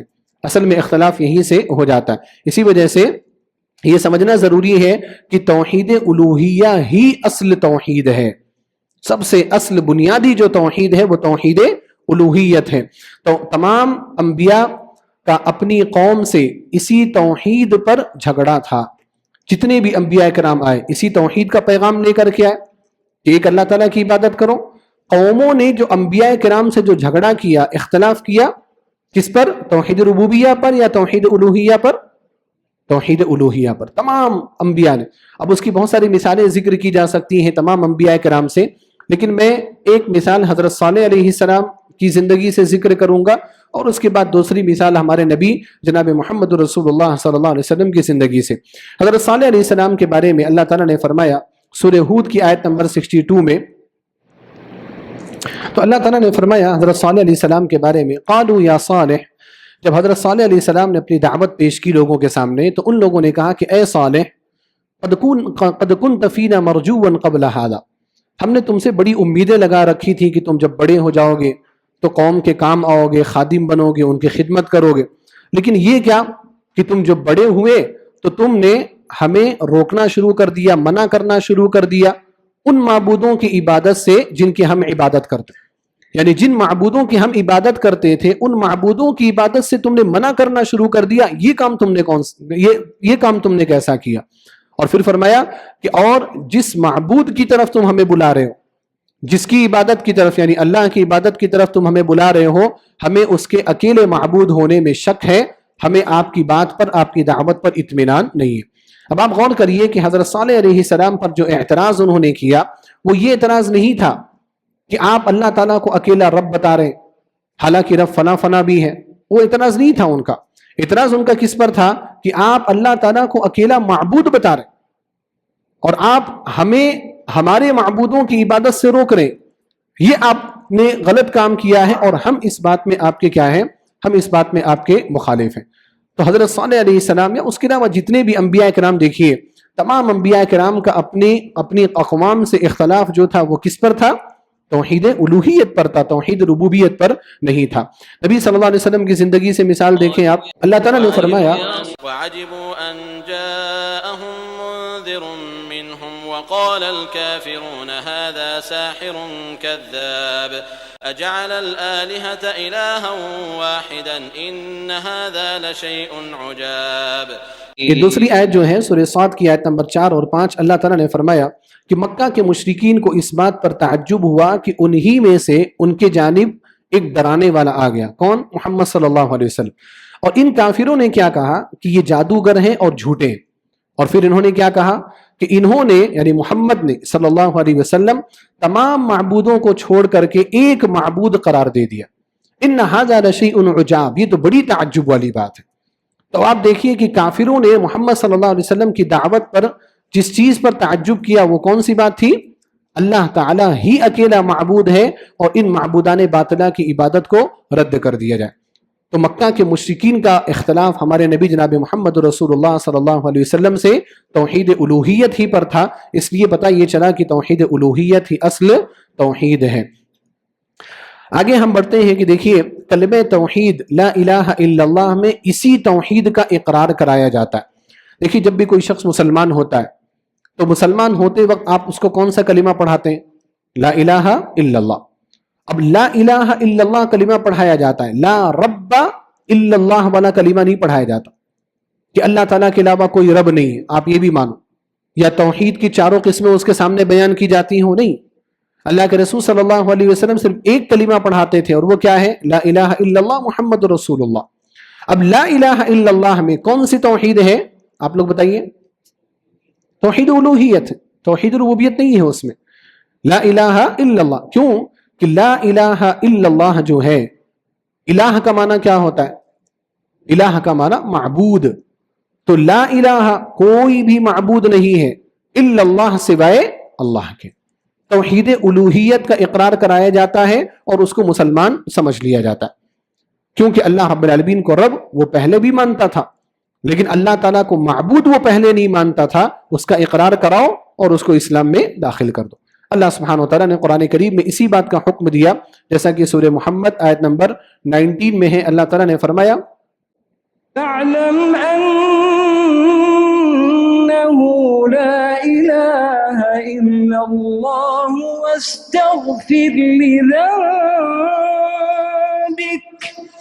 واستغفر لذنبك وللمؤمنين والمؤمنات والله يعلم متقلبكم ومثواكم۔ اللہ نے فرمایا کہ اے نبی صلی اللہ علیہ وسلم آپ علم حاصل کریں، آپ جان لیں۔ کس چیز کو جان لیں؟ انہ لا الہ الا اللہ، کہ اللہ تعالیٰ کے علاوہ کوئی بھی معبود برحق نہیں۔ اور اس کے بعد کہا کہ پھر آپ اپنے لیے اور مومنوں کے لیے، مومن مردوں کے لیے، مومنہ عورتوں کے لیے آپ اللہ تعالیٰ سے مغفرت کی گزارش کریے۔ لیکن یہاں پر نبی صلی اللہ علیہ وسلم کو بھی لا الہ الا اللہ سیکھنے کا حکم دیا گیا، تو اس میں توحید الوہیت کا ذکر ہے۔ تو کلمہ لا الہ الا اللہ میں اسی توحید کا اقرار ہے، لیکن یہ اقرار جو ہے، بعض لوگ یہ سمجھتے ہیں کہ ہم نے لا الہ الا اللہ زبان سے پڑھ لیا اور وہ ہماری نجات کے لیے کافی ہو جائے گا، اس لیے ضروری یہ سمجھا جاتا ہے کہ کلمہ توحید کے شروط کو بھی ذکر کیا جائے، کہ جب تک آپ کلمہ توحید کے ان شروط کو نہیں مانیں گے آپ، تب تک آپ مسلمان نہیں سمجھے جائیں گے، یا تب تک آپ جنت میں داخل نہیں ہو سکتے۔ کلمہ توحید کے علماء نے 7 شروط ذکر کیے۔ پہلی جو شرط ہے وہ ہے علم، یعنی آپ جب یہ پڑھ رہے ہیں کہ لا الہ الا اللہ، تو اس کا معنی آپ کو معلوم ہونا چاہیے، اس کا علم آپ کو ہونا چاہیے۔ آج ہماری اس دور میں کتنے ایسے مسلمان ہیں، کتنے جن کو لا الہ الا اللہ کا معنی بھی نہیں پتا۔ اگر ان کو لا الہ الا اللہ کا معنی پتا ہوتا تو کیا وہ مزاروں پہ جاتے؟ کیا وہ شرک کرتے؟ اپنی زبان سے وہ بول رہے ہیں لا الہ الا اللہ، لیکن ان کو اس کا معنی نہیں معلوم کہ اللہ ہی اکیلا معبود ہے، اس لیے سجدہ کسی اور کو کر رہے ہیں، قربانی کسی اور کے نام پہ کر رہے ہیں، چڑھاوے کہیں اور چڑھا رہے ہیں، منت کسی اور کی مان رہے ہیں، نذر کسی اور کے لیے مان رہے ہیں، قربانی کسی اور کے نام کی کر رہے ہیں۔ اگر ان کو لا الہ الا اللہ کا حقیقی معنی معلوم ہوتا تو اس طرح کی شرک کی چیزیں وہ نہیں کرتے۔ تو کلمہ توحید کے شروط میں سے پہلی شرط یہ ہے علم، کہ انسان کو معلوم ہو، وہ جانے کہ اس کلمے کا معنی کیا ہے، اس کو جاننا چاہیے۔ دوسری شرط ہے کہ یقین، انسان کو اس پر یقین رکھنا چاہیے کہ ہاں اللہ ہی اکیلا معبود ہے، اس کے علاوہ کوئی اور معبود نہیں۔ یقین کی ضد کیا ہے؟ شک، یعنی شک نہیں ہونا چاہیے، ہو سکتا ہے اگر کوئی ایسا بولے ہو سکتا ہے کوئی اور معبود بھی ہو، تو وہ شخص مسلمان نہیں، یقین ہونا چاہیے۔ تیسری شرط یہ ہے قبول، جب آپ نے کلمے کو پڑھا، اس کو جان لیا، اس پر یقین کر لیا، تو اس کو قبول کرنا بھی ضروری ہے، اس کو قبول کرنا۔ اور اس میں قبول کی بات کیا ہے کہ اللہ تعالیٰ کے علاوہ کوئی معبود نہیں، آپ اس کو قبول کریے، آپ اس کو مانیے، آپ اس کا انکار کریں گے، آپ اس کو جھٹلائیں گے آپ، یا اس میں آپ شک کریں گے، تو یہ چیز آپ کو دائرہ اسلام سے خارج کر دے گی۔ کلمہ لا الہ الا اللہ کے شروط میں سے ایک شرط ہے انقیاد، اور انقیاد کا معنی ہوتا ہے اطاعت کرنا، اتباع کرنا۔ جب آپ نے یہ کہہ دیا کہ اللہ کے علاوہ کوئی بھی معبود نہیں ہے، تو اب اللہ رب العالمین کا جو بھی حکم ہوگا اس حکم پر آپ کو اللہ تعالیٰ کی اطاعت کرنی ضروری ہے، اللہ تعالیٰ کی اتباع کرنی ضروری ہے۔ اگر آپ اللہ رب العالمین کی اتباع نہیں کریں گے تو پھر اس کا مطلب کہ آپ نے کلمہ لا الہ الا اللہ کو غلط سمجھا ہے، یا اس کا مفہوم آپ نے نہیں سمجھا۔ پانچویں جو شرط ہے کلمہ لا الہ الا اللہ کے شروط میں سے، وہ ہے صدق، یعنی سچائی۔ مطلب اس کا یہ ہے کہ جب آپ کلمہ لا الہ الا اللہ پڑھیں تو آپ لا الہ الا اللہ پڑھتے ہوئے سچے رہیں، جھوٹے نہ رہیں کہ لوگوں کو خوش کرنے کے لیے، لوگوں کو دکھانے کے لیے، پیسہ لینے کے لیے، کرسی لینے کے لیے، منصب لینے کے لیے، مسلمانوں میں اپنا شمار کرانے کے لیے آپ نے لا الہ الا اللہ پڑھ دیا، لیکن آپ نے جھوٹے طور پر پڑھا، سچائی کے ساتھ آپ نے نہیں پڑھا۔ تو جب آپ لا الہ الا اللہ پڑھ رہے ہوں تو آپ کی زبان کا ساتھ آپ کا دل بھی دے، آپ دل سے بھی اس کلمے کو ماننے والے ہونے چاہیے۔ اسی طریقے سے چھٹی جو شرط ہے وہ ہے اخلاص، اخلاص مطلب اللہ سبحانہ و تعالی کے نام کا آپ نے کلمہ پڑھا، لا الہ الا اللہ، اللہ تعالیٰ کے علاوہ کوئی معبود نہیں۔ اب اس میں لازم یہ ہے کہ جتنی بھی عبادتیں آپ کو انجام دینی ہے خالص کس کے لیے؟ اللہ تعالیٰ، اس میں کسی بھی اعتبار سے کسی کو بھی شریک مت کریے، حتیٰ کہ ریاکاری کو بھی آپ اس میں داخل مت ہونے دیجیے۔ اور ریاکاری بھی شرک ہے، شرک میں سے ہے، شرک اصغر ہے۔ ریاکاری میں کیا ہوتا ہے؟ انسان نماز پڑھتا ہے لیکن کسی اور کو دکھلاتا ہے، تو آپ عبادت کر رہے ہیں لیکن کسی اور کو آپ دکھلانے کے مقصد سے آپ کر رہے ہیں، تو اس میں کیا ہے؟ اخلاص نہیں پایا گیا، اس میں ریاکاری پائی گئی۔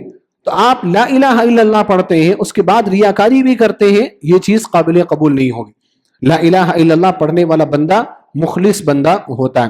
اسی طریقے سے ساتویں جو شرط ہے وہ ہے محبت۔ محبت کا مطلب آپ نے یہ کلمہ پڑھ لیا کہ اللہ کے علاوہ کوئی معبود نہیں ہے، اب آپ کو اللہ تعالیٰ سے محبت ہونی چاہیے، اور اس محبت کا لازمی تقاضا یہ ہے کہ آپ اللہ کی عبادت کریں، آپ اللہ سبحانہ و تعالیٰ ہی کی عبادت کریں۔ اب ہمارے یہاں دیکھیے بعض ایسے بھی لوگ ہیں جو اپنے آپ کو اہل الحدیث بولتے ہیں، سلفی بولتے ہیں، لیکن پنج وقتہ نمازوں کی پابندی نہیں کرتے۔ آپ پنج وقتہ نمازوں کی پابندی نہیں کر رہے ہیں تو کس اعتبار سے آپ اپنے کلمے میں سچے ہیں؟ آپ لا الہ الا اللہ پڑھ رہے ہیں، لیکن لا الہ الا اللہ پڑھنے کی شروط میں سے ایک شرط کیا ہے؟ کہ اللہ تعالیٰ سے محبت کی جائے۔ آپ اللہ تعالیٰ کے حکم کو نہیں مان رہے ہیں، آپ نمازوں کے لیے نہیں آ پاتے ہیں، کیسی محبت ہے آپ کے دل میں اللہ تعالیٰ کے لیے؟ تو اس کا مطلب کہیں نہ کہیں ایمان کی کمی ہے۔ ہم ان کو کافر قرار نہیں دیں گے، لیکن مکمل طور پر محبت کا نہ ہونا انسان کے لیے کیا ہے؟ ایمان میں کمی کا باعث ہے، ایمان میں نقصان کا باعث ہے۔ تو یہ کلمہ لا الہ الا اللہ کے شروط ہیں۔ تیسری جو قسم ہے اور آخری جو قسم ہے توحید کی، وہ ہے توحید اسماء و صفات۔ اللہ تعالیٰ کے ناموں میں اور اللہ تعالیٰ کی صفات میں اللہ تعالیٰ کو اکیلا ماننا۔ اس کا مطلب کیا ہے؟ کہ دیکھیے کہ اللہ تعالیٰ کے ان تمام اسماء یعنی نام اور صفات یعنی خصوصیات پر ایمان لانا جن کا ذکر قرآن اور صحیح حدیث میں آیا ہے۔ ہم اپنی طرف سے اللہ تعالیٰ کا کوئی نام نہیں بنا سکتے، جیسے مثال کے طور پر یہ بھگوان اور یہ ایشور یا خدا یا گاڈ، ان الفاظ کو آپ اللہ تعالیٰ کے لیے استعمال نہیں کر سکتے۔ ہاں علماء نے اس بات کی اجازت دی ہے کہ خبر دینے کے لیے، بتانے کے لیے کہ وہی اللہ جس کو تم گاڈ بولتے ہو، وہی اللہ جس کو تم ایشور بولتے ہو، خبر دینے کے لیے اگر کوئی ایسے الفاظ کا استعمال کرتا ہے تو کر سکتا ہے، لیکن عمومی طور پر آپ یہ سمجھنے لگ جائیں کہ خدا اللہ کا ایک نام ہے تو اللہ تعالیٰ کا نام خدا نہیں ہے۔ کیوں؟ کیونکہ اللہ تعالیٰ کے نام ہونے کے لیے شرط کیا ہے؟ بتائیے آپ لوگ۔ قرآن میں ہو اور صحیح حدیث میں ہو۔ اگر قرآن میں ہے اور صحیح حدیث میں تبھی وہ اللہ کا نام، نہیں تو وہ اللہ تعالیٰ کا نام نہیں ہے۔ تو ان تمام ناموں پر ہمیں ایمان رکھنا ہے۔ اچھا، ایمان کیسے رکھنا ہے؟ یہ بڑی اہم چیز ہے۔ ایمان ہمیں بغیر تحریف، تعطیل، تمثیل اور تکییف کے ایمان رکھنا ہے۔ یہ اصول ہیں، ان کو سمجھ لیجئے۔ تھوڑا ہو سکتا ہے پیچیدہ ہو، لیکن میں اگر مثال سے سمجھاؤں گا تو انشاءاللہ آسان ہو جائے گا۔ بغیر تحریف، تحریف مطلب تبدیلی کر دینا۔ آپ لفظ پڑھ رہے ہیں لیکن اس کا کچھ اور معنی آپ بتانے لگ جائیں۔ مثال کے طور پر ید، ید کا معنی ہوتا ہے ہاتھ، ید کا معنی ہوتا ہے ہاتھ۔ اب اللہ رب العالمین کے ہاتھ ہیں، قرآن کریم میں ہے بل یداہ مبسوطتان، اللہ تعالیٰ کے دو ہاتھ ہیں اور دونوں کشادہ ہاتھ ہیں۔ تو ہمیں اللہ تعالیٰ کے ہاتھ پر ایمان رکھنا ضروری ہے۔ وہ کیسا ہے کیسا نہیں ہے اس کا علم نہیں ہے، اس کا علم اللہ تعالیٰ کو، وہ اللہ تعالیٰ کی شان کے لائق ہے، کیسا ہے جیسا اللہ تعالیٰ کی عظمت شان کے لائق۔ لیکن اگر کوئی شخص یہ بولے کہ نہیں ید اللہ تعالیٰ کا ہاتھ نہیں، میں اللہ تعالیٰ کا ہاتھ نہیں مانتا، اللہ تعالیٰ کا ہاتھ کیسے مانوں گا میں؟ اللہ تعالیٰ کا اگر ہاتھ مانوں گا میں تو پھر اس کا مطلب یہ لازم آئے گا کہ میں نے اللہ تعالیٰ کو بندوں کے جیسا سمجھ لیا، لوگوں کے جیسا سمجھ لیا، اور پھر اس میں وہ کیا کرے کہ ید کا جو معنی ہے، ید کا معنی ہاتھ نہیں ہے بلکہ ید کا معنی قدرت ہے، تو اس کو تحریف کہا جاتا ہے۔ اس نے تحریف کر دی۔ تحریف کا معنی کیا ہوتا ہے؟ تبدیلی، معنی کو اس نے بدل دیا۔ ید کا معنی ہاتھ، لیکن یہ بندہ کیا بول رہا ہے کہ ید کا معنی قدرت، اس کو کیا بولا جاتا ہے؟ تبدیلی۔ آپ کو یہ تبدیلی نہیں کرنی، ید کا معنی ہاتھ تو ہاتھ، اللہ تعالیٰ کے ہاتھ پر ایمان رکھنا ہے، اللہ تعالیٰ کے ہاتھ پر ایمان رکھنا ہے۔ یہ کیا ہے؟ بغیر تحریف کے۔ دوسری چیز کیا ہے؟ بغیر تعطیل۔ تعطیل کا معنی کیا ہوتا ہے؟ انکار کرنا۔ کچھ ایسے بھی لوگ آئے اس امت میں جنہوں نے اسی ڈر کی بنا پر کہ اگر ہم اللہ تعالیٰ کی صفات کو مانیں گے تو یہ لازم آئے گا کہ ہم نے اللہ تعالیٰ کو بندوں کے جیسا سمجھ لیا، انہوں نے اللہ کی صفتوں کا انکار ہی کر دیا۔ مثال کے طور پر وجہ کا معنی ہوتا ہے چہرہ، وجہ کا معنی ہوتا ہے چہرہ۔ سورہ رحمان میں ہے وَيَبْقَى وَجْهُ رَبِّكَ ذُو الْجَلَالِ وَالْإِكْرَامِ، کہ اللہ تعالیٰ کا چہرہ باقی رہے گا۔ تو اللہ تعالیٰ کے چہرے پر ایمان رکھنا ضروری ہے ہمارے لیے۔ لیکن بعض لوگ ایسے آئے جنہوں نے کہا نہیں، ہم اللہ تعالیٰ کا چہرہ نہیں مان سکتے۔ کیوں بھائی؟ کیونکہ ہم اللہ تعالیٰ کا چہرہ مانیں گے تو یہ لازم آئے گا کہ ہم نے اللہ تعالیٰ کو بندوں کے جیسا سمجھ لیا، اس لیے انہوں نے اللہ تعالیٰ کے چہرہ کا یعنی وجہ کا انکار ہی کر دیا۔ نہیں، وجہ ہے ہی نہیں اللہ تعالیٰ، اس کو کیا بولا جاتا ہے؟ تعطیل۔ تو انکار بھی کرنا یہ درست نہیں ہے۔ تیسری چیز کیا ہے جس سے بچنا ہے؟ تمثیل۔ تمثیل کا مطلب وہی مشابہت، تشبیہ۔ تمثیل کا مطلب تشبیہ۔ جیسے میں نے مثال دی کہ اللہ تعالیٰ کا ہاتھ ہے، اللہ تعالیٰ کا چہرہ ہے، اللہ تعالیٰ کا پیر بھی ہے، اللہ تعالیٰ ہنستا بھی ہے، اللہ تعالیٰ ناراض بھی ہوتا ہے۔ اب یہ ساری صفتیں مخلوق کے اندر بھی پائی جاتی ہیں نا، لیکن کیا اس سے یہ لازم آتا ہے کہ اللہ تعالیٰ کا چہرہ ہمارے چہرے جیسا ہے، اللہ کا ہاتھ ہمارے ہاتھ کے جیسا ہے؟ نہیں۔ اگر کوئی شخص یہ سمجھتا ہے کہ اللہ کا ہاتھ ہمارے ہاتھ جیسا یا ہمارا ہاتھ اللہ کے ہاتھ کے جیسا ہے تو اسی کو تمثیل کہا جاتا، اسی کو تشبیہ کہا جاتا ہے، اور اس چیز سے بچنا ہے۔ اگر کوئی شخص اس سے نہیں بچا تو وہ مومن نہیں ہوگا، وہ شخص گمراہ ہو جائے۔ چوتھی چیز جس سے بچنا ہے تکییف۔ تکییف کا مطلب ہوتا ہے کیفیت بتانا، یعنی بعض ایسے بھی گزر چکے جو اللہ تعالیٰ کی صفتوں کو ڈسکرائب کیا کرتے، جیسے اللہ تعالیٰ کا ہاتھ ہے تو کیسا ہاتھ ہے؟ ایسا ہاتھ ہے، وہ بتاتے تھے۔ جیسے ہمارا ہاتھ ہے ویسا ہاتھ۔ اگر میں یہ کہوں کہ اللہ تعالیٰ کا ہاتھ ایسا ہے تو یہ تکییف ہے، تکییف، کیفیت بتانا۔ یا میں یہ کہوں کہ اللہ تعالیٰ کا ہاتھ جو ہے وہ گورا ہے، اللہ تعالیٰ کے ہاتھ میں اسکن ہے، یہ کیفیت بتانا۔ ہمیں اس کا علم ہی نہیں، ہم کیسے بتا سکتے؟ ہمیں اس کا علم نہیں۔ اللہ تعالیٰ کا چہرہ ہے، کیسا ہے بھائی؟ نہیں معلوم ہمیں۔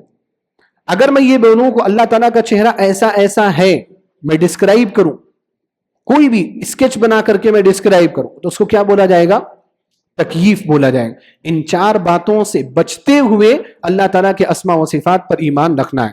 اور وہ چار باتیں کیا ہیں؟ تحریف یعنی تبدیلی کر دینا، تعطیل انکار سے بچنا، تمثیل یعنی تشبیہ دینا، اور تکییف یعنی کیفیت بتانا۔ ان چار باتوں سے بچتے ہوئے اللہ تعالیٰ کے اسماء و صفات پر ایمان ضروری ہے۔ جیسے نام، اب بات آئی نا کہ اللہ تعالیٰ کے اسماء یعنی نام کی مثال جیسے الحی، اللہ تعالیٰ ہمیشہ سے زندہ ہے اور ہمیشہ زندہ رہے گا، یہ اللہ تعالیٰ کا نام ہے۔ القیوم، اللہ رب العالمین نگہبان ہے، وغیرہ اس طرح کے بہت سارے نام ہیں۔ صفات کی مثال جیسے حیات، اللہ تعالیٰ کو زندگی ہے، اللہ تعالیٰ زندہ ہے نا، تو یہ زندگی یہ اللہ تعالیٰ کی صفت ہے۔ علم، اللہ تعالیٰ علیم ہے، علیم نام ہے۔ علم، اللہ تعالیٰ جانتا ہے، تو علم یہ اللہ تعالیٰ کی صفت ہے۔ قدیر یہ اللہ تعالیٰ کا نام ہے، اور قدرت یہ اللہ تعالیٰ کی کیا ہے؟ صفت ہے۔ اسی طریقے سے چہرہ یہ بھی اللہ تعالیٰ کی صفت ہے۔ اس میں بھی بہت ساری تقسیمات ہوتی ہیں، لیکن چونکہ میں ابتدائی طور پر اس کو میں آپ کے سامنے بیان کر رہا ہوں، اس لیے میں زیادہ تفصیل میں نہیں جا رہا ہوں، کیونکہ زیادہ تفصیل میں گیا تو آپ کو باتیں سمجھ میں نہیں آئیں۔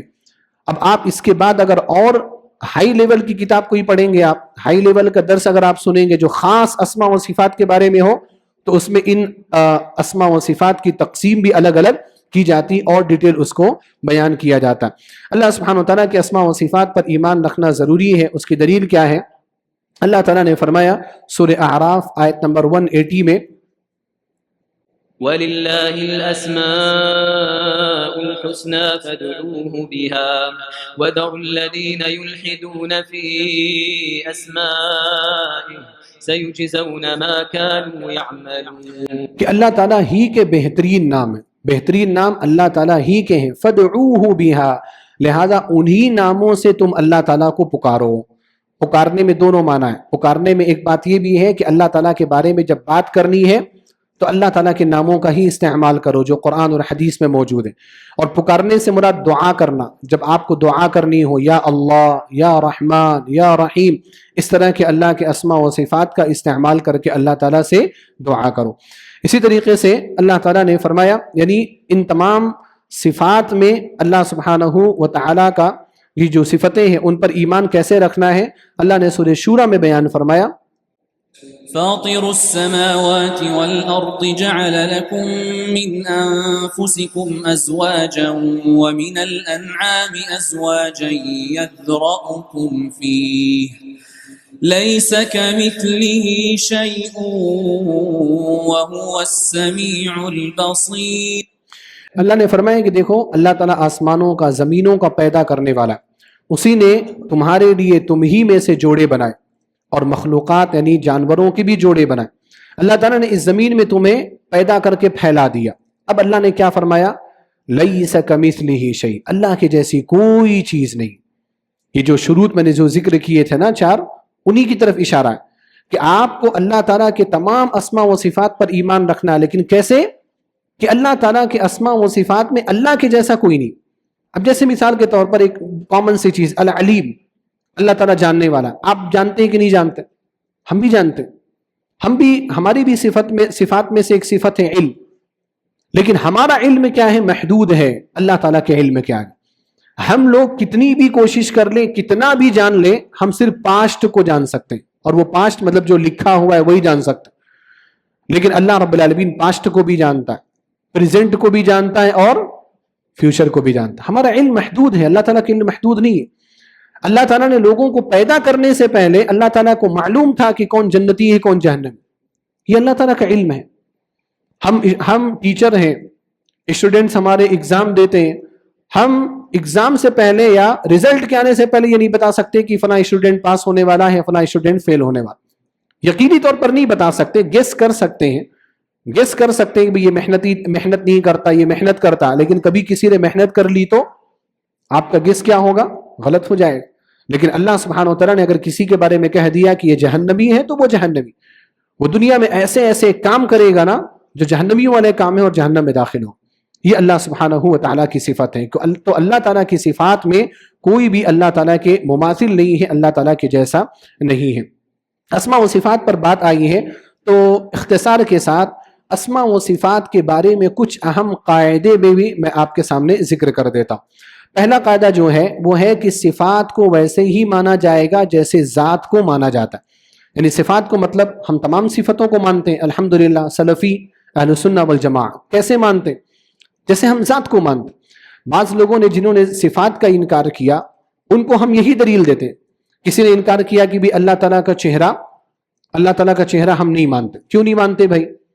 اس لیے نہیں مانتے کیونکہ اگر آپ اللہ تعالیٰ کا چہرہ مانتے ہیں تو اس کا مطلب کہ اللہ کا چہرہ ہمارے چہرہ جیسا. تو ہم اس کو سوال یہ کریں گے کہ آپ اللہ تعالیٰ کی ذات کو مانتے ہیں کہ نہیں مانتے؟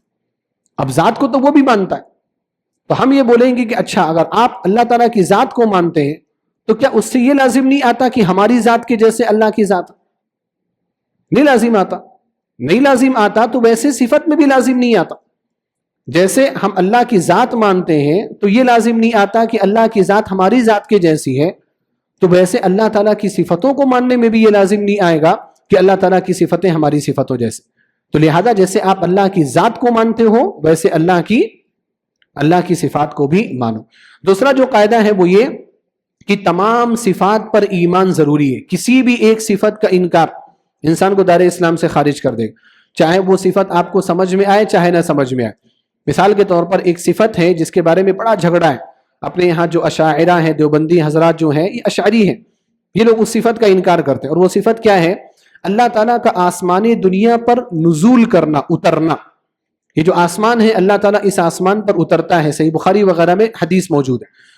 تو اشاعرہ جو ہے، اشعری حضرات، اللہ تعالیٰ کی صفت کو نہیں مانتے.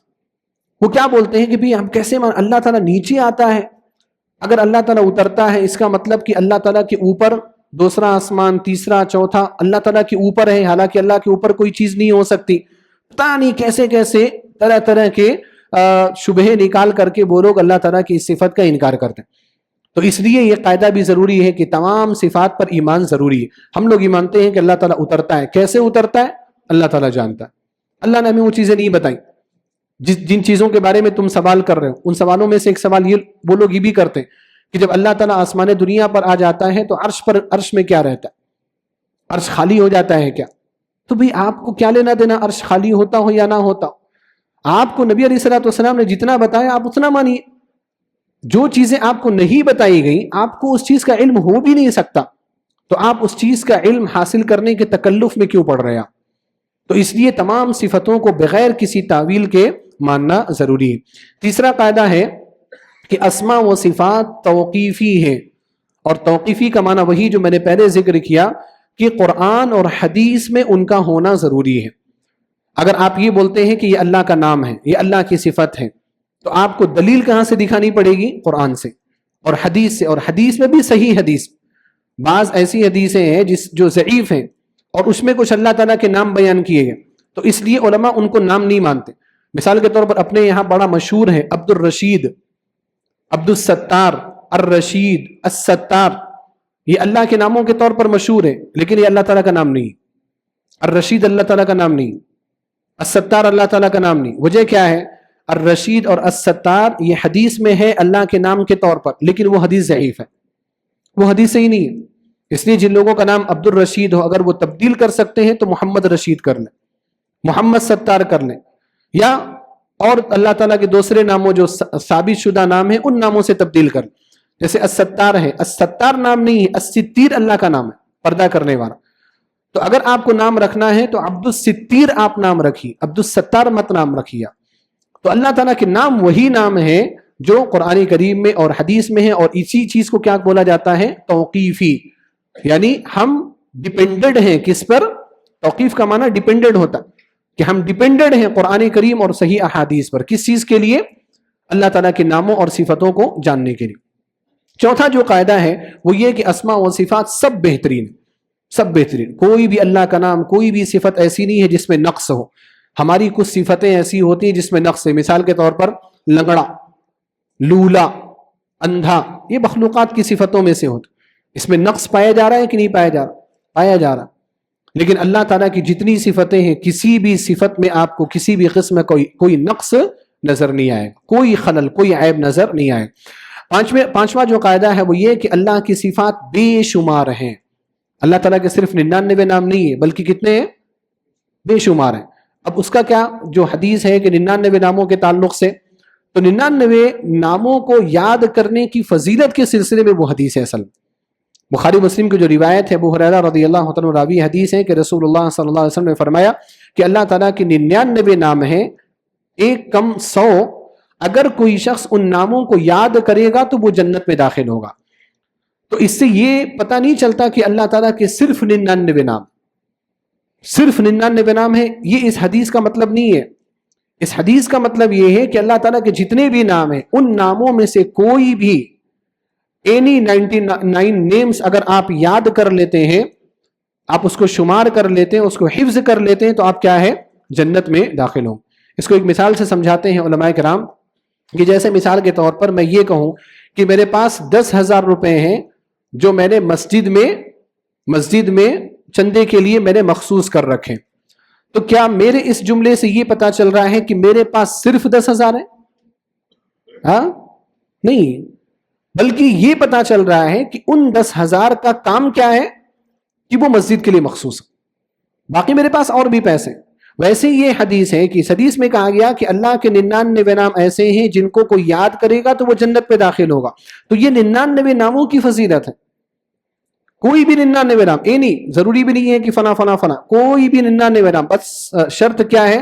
قرآن سے اور صحیح حدیث سے وہ ثابت ہو. آپ اس کو یاد کریں گے تو جنت میں داخل ہو جائیں. اس سے یہ لازم نہیں آتا کہ اس کے علاوہ اللہ تعالیٰ کا کوئی نام نہیں. اللہ تعالیٰ کا بے شمار نام ہے. اس کی بھی دلیلیں ہیں لیکن وقت بہت کم ہے, اس وجہ سے میں نے اس کو ذکر نہیں کیا. ان دلیلوں میں سے ایک دلیل یہ ہے کہ قیامت کے دن جب اللہ کے رسول صلی اللہ علیہ وسلم سفارش کرنے کے لیے سجدہ کریں حساب و کتاب کے شروع ہونے کے لیے, تو اس وقت اللہ تعالیٰ نبی علیہ الصلوۃ والسلام کو ایسے ایسے نام اپنے سکھائے گا جن ناموں کو آج تک اللہ تعالیٰ نے کسی اور کو نہیں سکھایا.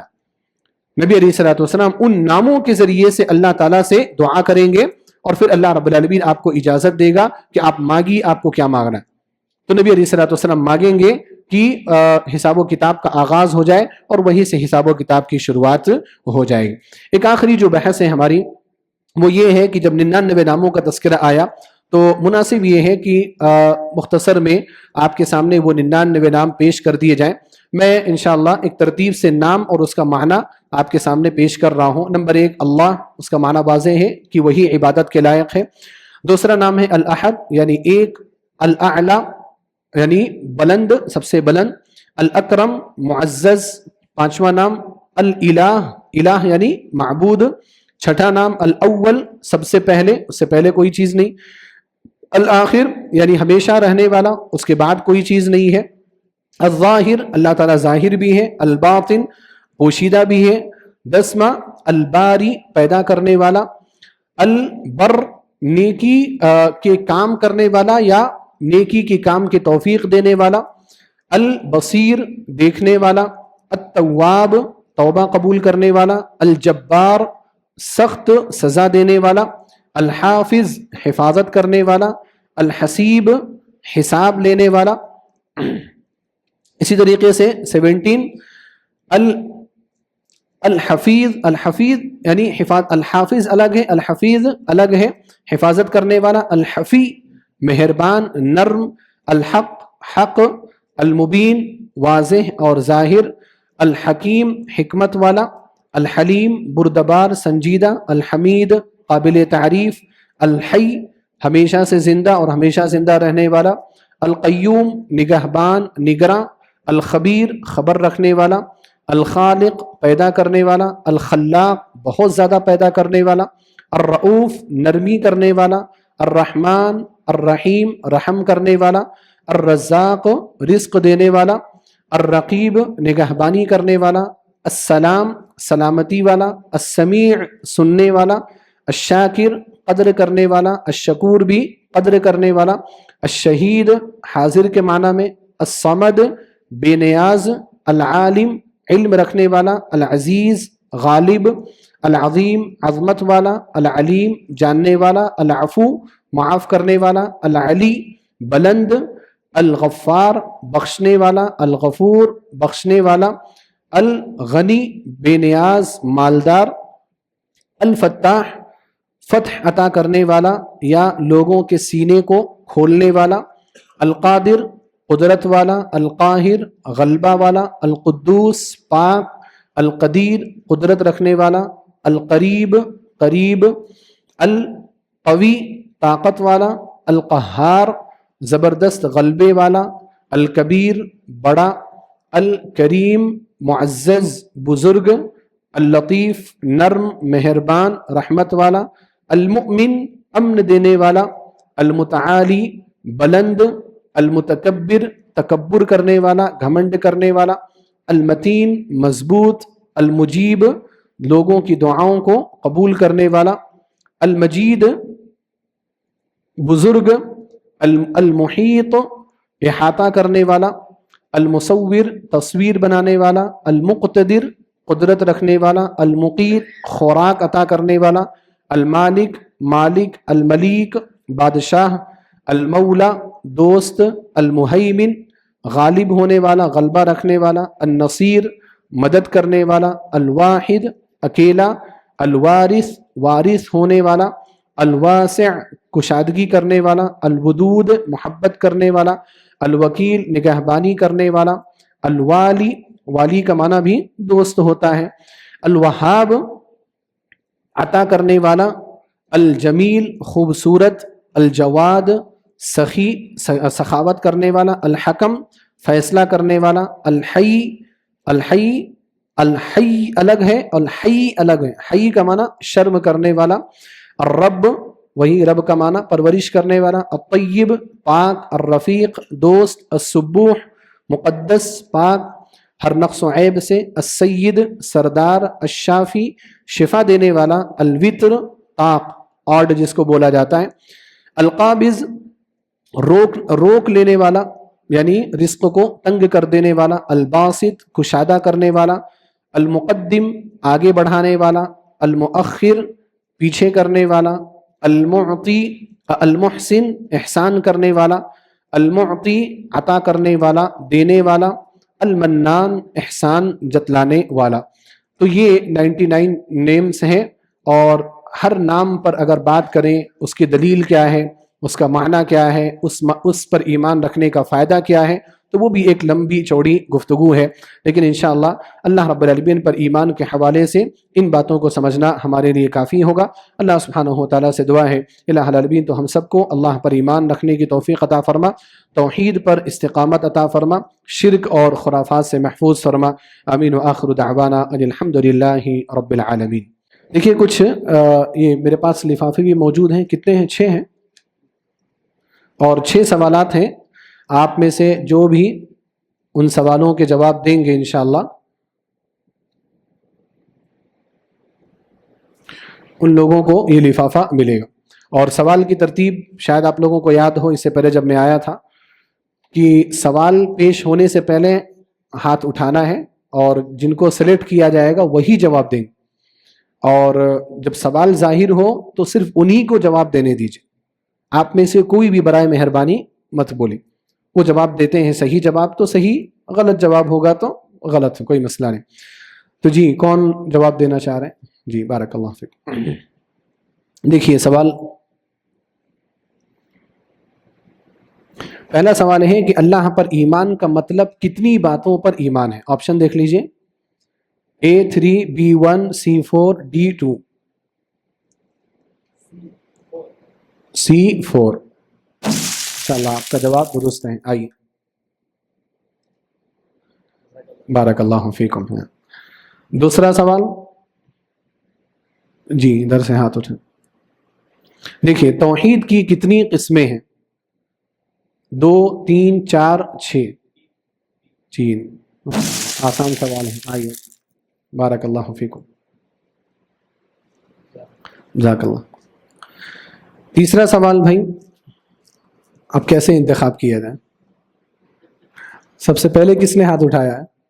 اچھا وہ بھی 2 لوگ بھی بول رہے ہیں سب سے پہلے. ہاں اس سے پہلے ہاتھ اٹھائے تھے. جی دکھ رہا ہے آپ کو، اسکرین دکھ رہی؟ تیسرا سوال ہے کہ توحید ربوبیت کسے کہتے ہیں؟ آپشن دیکھیے، اللہ خالق رازق اور مدثر ہے، اللہ مدثر مزمل اور مالک ہے، اللہ رزاق معبود اور مدبر ہے، اللہ خالق مالک اور مدبر ہے. جی فرسٹ اے.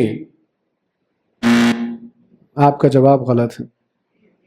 وہ آ گیا، کریکٹ آنسر آ گیا، بولنے کی ضرورت نہیں ہے. ایک لفافہ یہاں پر آ جائے گا. جی اب کس کو بولا جائے؟ کوئی چھوٹا نہیں ہے؟ کوئی چھوٹا جس نے ہاتھ اٹھایا ہو؟ آپ ہیں؟ چلیے معذرت. دیکھیے میں دیکھ نہیں پا رہا ہوں کس نے پہلے ہاتھ اٹھایا، میں ایسے ہی سلیکٹ کر لے رہا ہوں. آپ چوتھا سوال ہے کہ تمام انبیاء کا اپنی قوم سے کس توحید پر جھگڑا تھا؟ آپشن دیکھیے، توحید ربوبیت، توحید الوہیت، توحید حاکمیت، توحید اسماء و صفات. جی بی توحید الوہیت. آپ کا جواب درست ہے.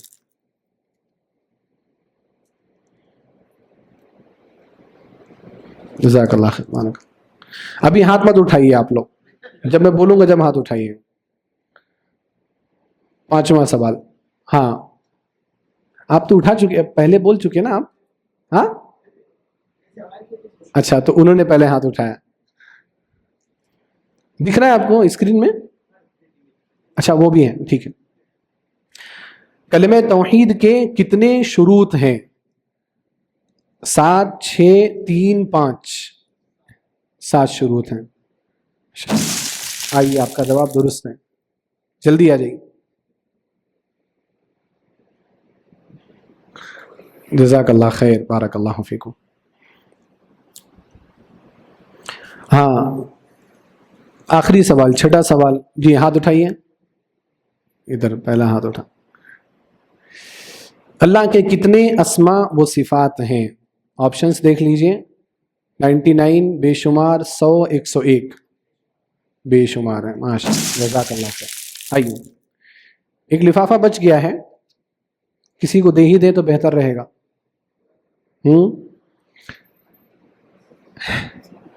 جب سے ہاتھ اٹھا رہے آپ، سوال کر کے دوں گا آپ سے، سوال غلط ہو گیا تو محروم ہو جائیں گے. سوال اس میں نہیں آئے گا، وہ ختم ہو گئے 6 ہی سوالات. اپنے طور پر میں ذکر کروں گا. 4 چیزوں پر ایمان رکھنے کو اللہ پر ایمان دیکھے بغیر، دیکھیے مت، 4 چیزوں پر ایمان رکھنے کو اللہ پر ایمان رکھنا کہا جاتا ہے. وہ 4 چیزیں کیا ہیں؟